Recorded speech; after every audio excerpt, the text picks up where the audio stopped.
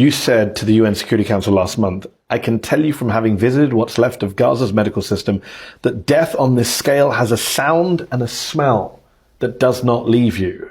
Does the memory of your trip to Gaza, and you go all over the place, I know you've been to Ukraine, you're heading to the DRC, you've been to Afghanistan, but does that memory of your trip to Gaza in particular, does it still torment you or underhaunt you? It's a pretty, when I heard you say that, I watched you speak at the Security Council, a smell that does not leave you.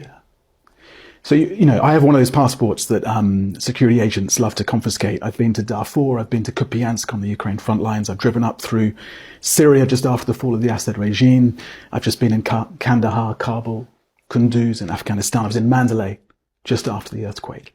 Nothing was as bad as going to Gaza. And it is that smell and that sound of death on this scale and trauma on this scale.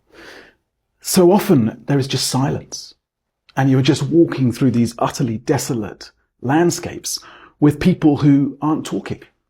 And you're asking questions and trying to, everyone there, including all of our staff, is traumatized. And so, yes, you do carry that with you. I think about it every single day. I've started therapy myself because I think that it's important that we find ways to deal with these experiences. Of course, because of your job in general or because of Gaza?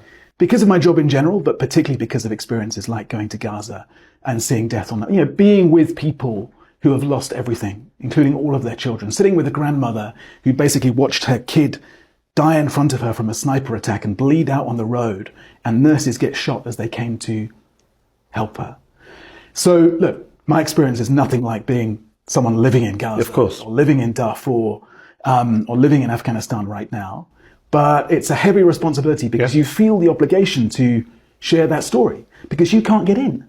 Not just you, Mehdi, but the international media are not allowed in to cover this. Palestinian journalists inside Gaza are being killed in large numbers. And so we do feel this responsibility, this obligation to share these stories.